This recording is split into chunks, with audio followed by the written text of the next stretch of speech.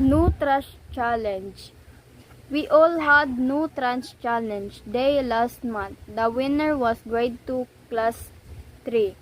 Let's read the interview and learn a few tips for living green. Do not use warping paper, reporter. You threw a class birthday party but didn't produce a lot of trash.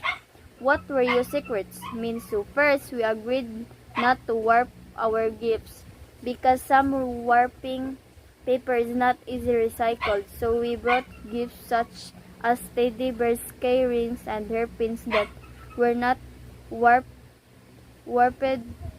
at all. Buy the largest size. Dion. Also, we choose the largest size when we brought ice cream and cookies for the party. Larger size use less packaging and make less trash. Eat the plates, reporter. And how did you serve the ice cream? Junha, we serve it on plates. You know what? We ate even the plates after we used them. Reporter, you ate the plates? What do you mean by that? Junha, actually, we used popped rice cakes as plates so we couldn't eat them and leave nothing behind. Reporter, I get it. That's quite interesting. Bring on things. Reporter, what about cups and spoons? Minso, we didn't use paper cups or plastic spoons. Instead, we brought our own cups and spoons from home and then took them back. Use cloth napkins. Reporter, what else did you do to make less trash? Gion, we use cloth napkins. You know, paper napkins are not good for your skin. Reporter, but where did you get the cloth napkins?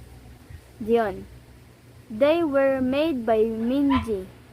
He cut up her and old cotton shirt to make some for us. Everyone liked her cute napkins. Leave no food behind. Reporter, please give us one simple tip for reducing trash. Juna, don't leave any food on your plate. Food waste really is a big problem. But see, we ate everything, even our plates. Haha. No trash challenge. We all had no trash challenge day last month. The winner was grade 2 class 3.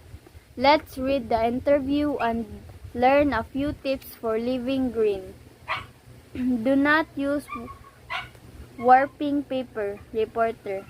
You threw a class birthday party but didn't produce a lot of trash. What were your secrets? Minsu. First, we agreed not to warp our gifts because some warping paper is not easily recycled. So we brought gifts such as teddy bears, key rings, and hairpins that were not warped at all. Buy the largest size. Dion. Also, we choose the largest size when we brought ice cream and cookies for the party. Larger size use less packaging and make less trash. Eat the plates, reporter. And how did you serve the ice cream? Junha, we serve it on plates. You know what? We ate even the plates after we used them. Reporter, you ate the plates? What do you mean by that? Junha, actually, we used popped rice cakes as plates so we couldn't eat them and leave nothing behind. Reporter, I get it. That's quite interesting. Bring on things. Reporter, what about cups and spoons? Minso, we didn't use paper cups or plastic spoons. Instead, we brought our own cups and spoons from home and then took them back. Use cloth napkins. Reporter, what else did you do to make less trash? Jion, we use cloth napkins. You know, paper napkins are not good for your skin. Reporter, but where did you get the cloth napkins? Jion, they were made by Minji. He cut up her and old cotton shirt to make some for us. Everyone liked her cute napkins. Leave no food behind.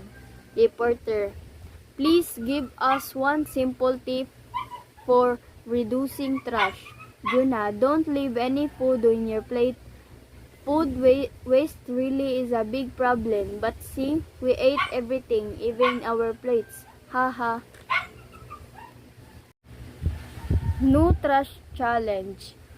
We all had no trash challenge day last month. The winner was grade 2 class 3. Let's read the interview and learn a few tips for living green. Do not use warping paper. Reporter, you threw a class birthday party but didn't produce a lot of trash. What were your secrets? Minsu, first we agreed not to warp our gifts because some warping paper is not easily recycled, so we brought gifts such as teddy bears, key rings, and hairpins that were not warped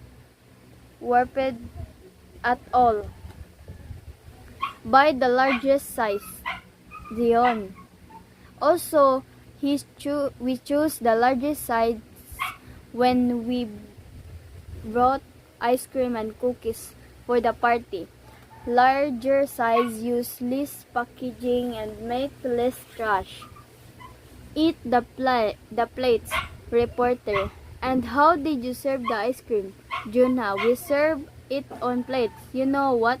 We ate even the plates after we used them. Reporter, you ate the plates? What do you mean by that? Junha, actually, we used popped rice cakes as plates so we couldn't eat them and leave nothing behind. Reporter, I get it. That's quite interesting. Bring on things. Reporter, what about cups and spoons? Minso, we didn't use paper cups or plastic spoons. Instead, we brought our own cups and spoons from home and then took them back. Use cloth napkins. Reporter, what else did you do to make less trash? Jion, we use cloth napkins. You know, paper napkins are not good for your skin. Reporter, but where did you get the cloth napkins? Dion, they were made by Minji. He cut up her and old cotton shirt to make some for us. Everyone liked her cute napkins. Leave no food behind. Reporter, please give us one simple tip for reducing trash. Juna, don't leave any food on your plate. Food waste really is a big problem, but see, we ate everything, even our plates. Haha.